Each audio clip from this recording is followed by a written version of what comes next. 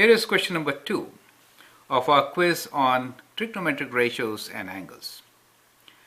Given the angle 510 degrees, find the principal angle, coterminal angle, related acute angle, make a sketch and find reciprocal trigonometric ratios.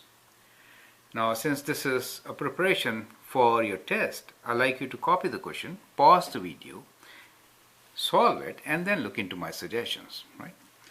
Now, this is how we are going to solve this question. We are given an angle of 510 degrees. We need to find principal angle. Now, 510 degrees is much more than 360. Principal angle is less than 360. So what we will do is, we'll take away 360 from 510 degrees and then see what is left. So we get 510 minus 360, which is equals to 150 degrees. So this 150 degrees is basically the principal angle.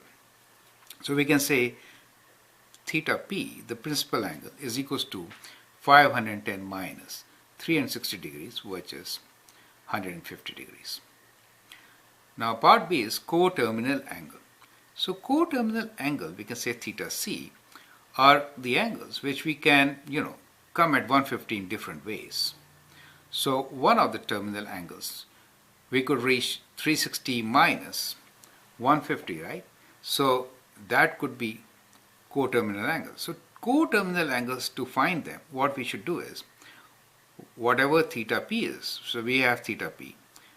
So theta p could also be a coterminal angle, right? Plus minus n times 360 degrees will give us all the coterminal angles, correct?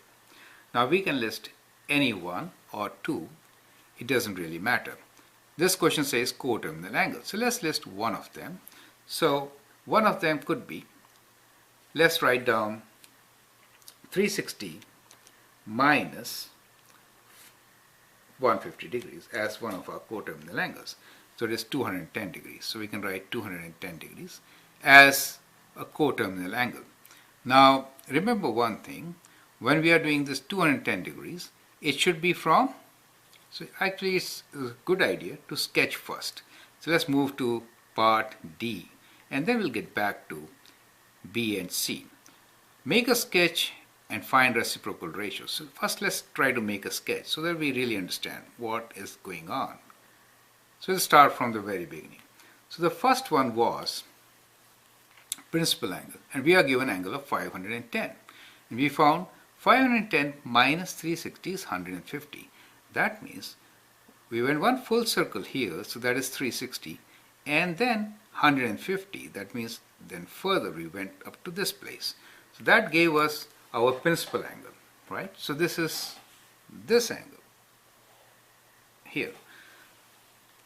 So from this place to this place, that much angle is 150 degrees, and that is the principal angle. So that is how we got 150 degrees.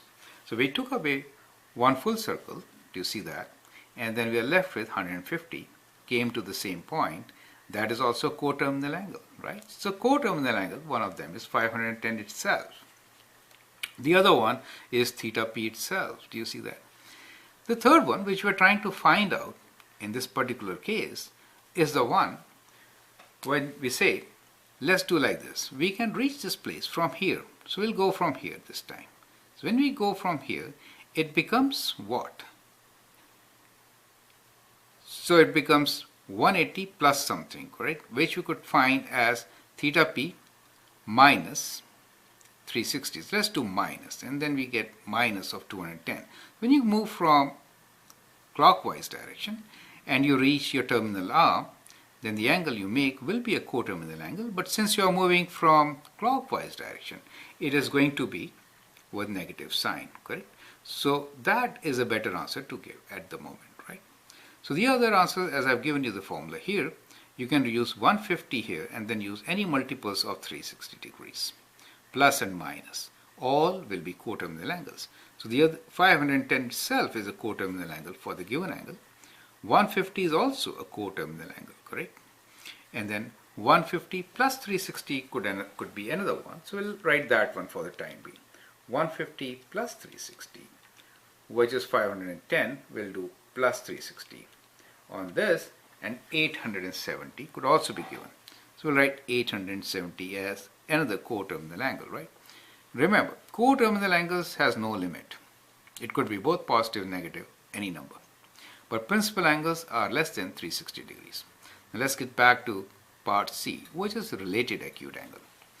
When we are talking about related acute angle, it is the angle between the terminal arm and the horizontal. It has to be between 0 and 90 degrees. So that is the angle we are interested in, related acute angle.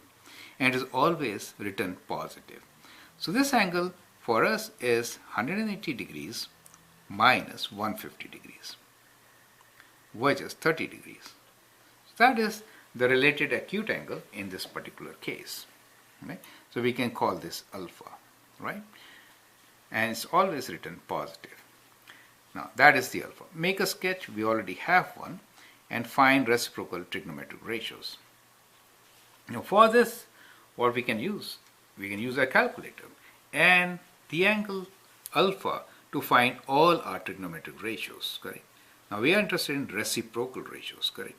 So like we have to write reciprocal of all the ratios in here.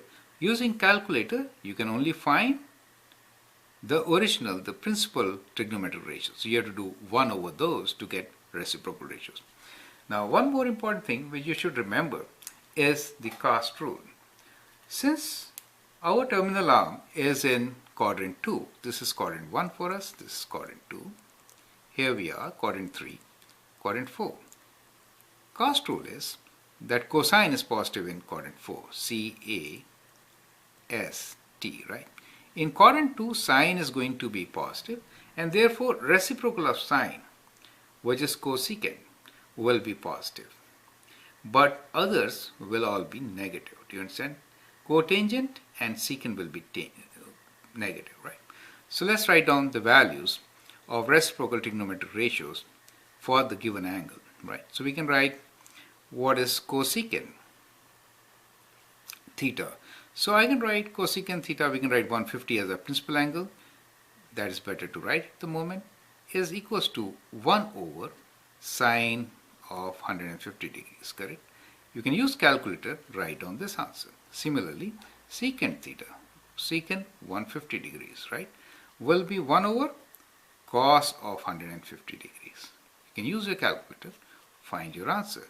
And cotangent of 150 degrees should be equals to 1 over tan of 150 degrees, correct?